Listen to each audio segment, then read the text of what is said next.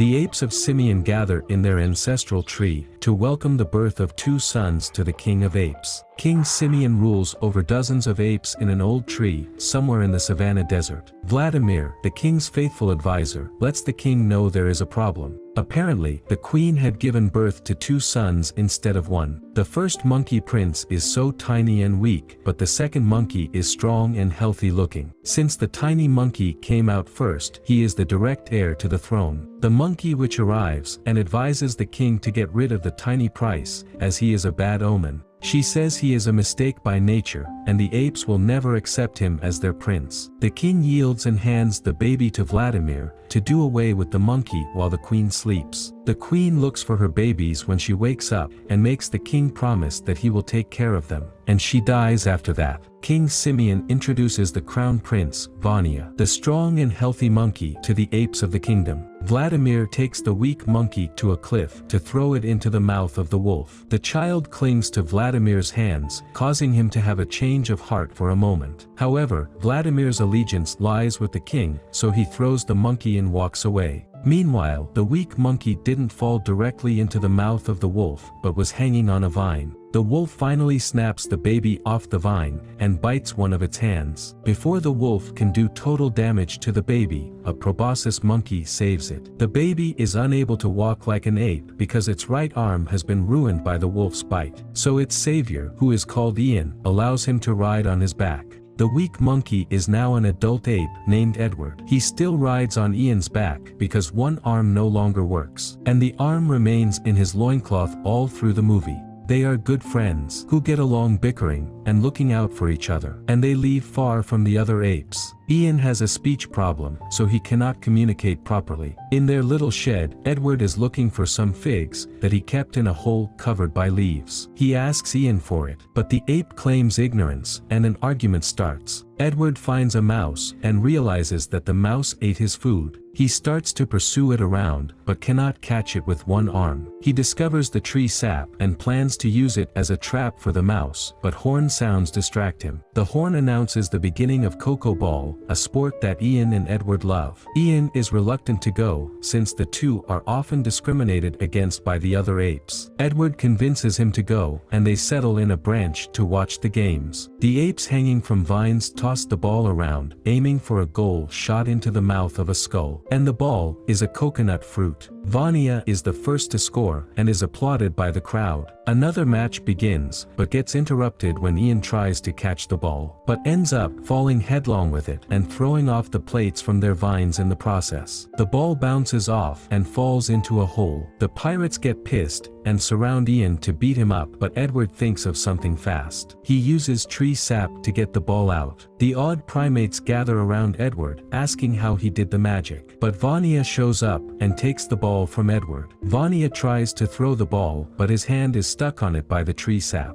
The other primates try to get him off it, but they also get stuck. The chaos ends when the ball flies out of their hands and lands on King Simeon's head. Vladimir tries to get it off but pulls a tuft of hair in the process. The king wants to know the culprit but gets tossed around by Vladimir and his cousin, Sergei. The witch noticed Edward and asks Vladimir if he disposed of the child as asked, and Vladimir confirms that he did throw the child away. She threatens him and sends him off to find a solution. However, Vanya overheard their discussion and confronts his father about the possibility of another ape taking the throne from him. King Simeon promises to do something about it. Edward and Ian are in their nest arguing about the white mountains Ian always dreams about. Sergei and Marcel show up on the king's orders. They tell Edward that he has been summoned by the king. In the king's presence, Edward is accused of practicing magic. Edward explains once again that it is not magic but a few tricks he discovered, and proceeds to show some of those tricks to the king. He makes a crown from leaves and makes a mirror by pouring water into a leaf. The king can see his reflection for the first time and is awed by his facial features. Edward makes a swing for the king and keeps talking to him. They are suddenly attacked by a swarm of insects summoned by the witch. King Simeon is thrown off the swing and Edward is accused of attempted murder by the witch. Vanya orders for him to be thrown off the cliff and Ian can do nothing but watch. King Simeon climbs up and demands to know who threw Edward off the cliff. Vanya says he tried to kill him, but King Simeon accuses Vanya of killing another Simeon.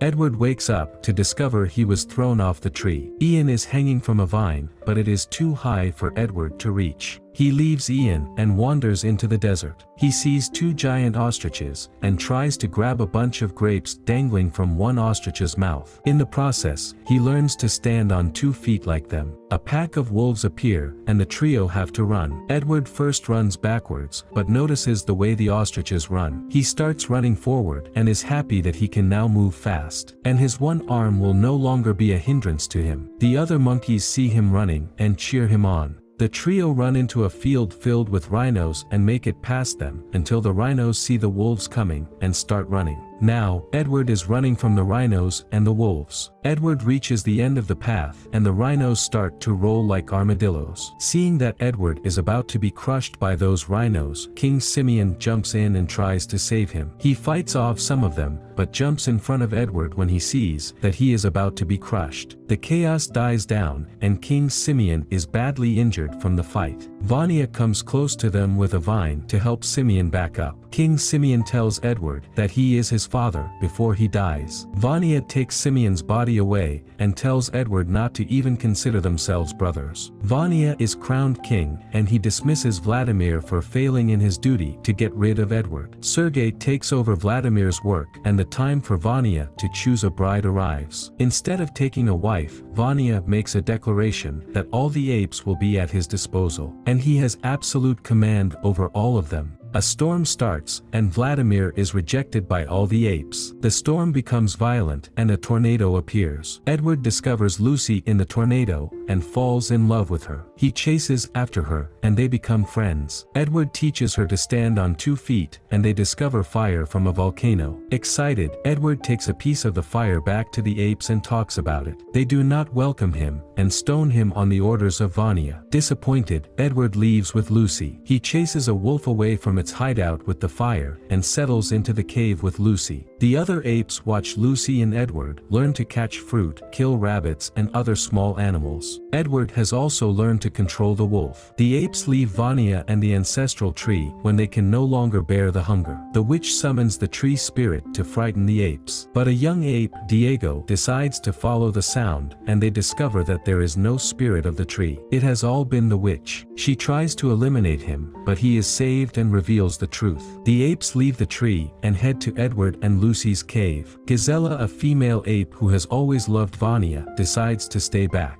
Lucy does not welcome the apes after what they did to her and Edward. The apes talk to Edward and make him intercede on their behalf. They promise to only eat and go, so Lucy lets them in. And they eat and they don't go. They have a party in the cave. That night, Vanya and Gazella watch with sad faces. They continue to watch for months as the apes build themselves a new village. Lucy and Edward are married and expecting a son. They decide to name the child after Edward's friend Ian. Meanwhile, the witch has been plotting revenge on the apes for abandoning the ancestral tree. Lucy rests at home while Edward helps the rest of the village with the construction work. And all the apes now work on 2 feet like Edward. They can now hunt for their own food, and Diego can draw realistic images. An argument arises between Sergei and new primates who are looking for shelter. Sergei says there's no shelter and banishes them. Edward tries to pacify them, but while he does that, a locust invades the village and destroys everything they've been working on. Sergei and the apes are convinced that the witch is responsible for the mess, so they go after her. Lucy tells Edward to save Vanya before the mob gets to the tree. Edward calls for Vanya, but he doesn't respond. The mob arrives at the tree, and Vanya comes out of hiding. The apes promise to let him go if he gives them the tree, but he promises to let them go alive if they leave on their own. Gazella tries to defend the king, but Sergei orders the apes to beat Vanya. Vanya fights back, but he is overpowered. Edward is also stopped from interfering. Sergei orders the apes to cut open the tree and set it on fire, and Edward saves Gazella before the tree blows up. However, he is trapped under a burning branch. He calls out to Vanya, who yields and helps Edward. The two run away, before the trees blow up. Then the witch remains in the tree and dies with it. When they come around, the whole area is filled with smoke. The tree is utterly burnt and there's nothing left for the apes. Vanya and Edward end their differences and reveal their relationship to the apes. Sergei tries to cause panic among the apes, but Edward, with Vanya's help, calls the apes to order. He tells them that there is hope for them and talks about the world beyond the White Mountains. The apes follow the birds to the White Mountains, and they discover a world filled with green trees, water, and huge mountains. The apes are overjoyed, and Edward sees Ian again.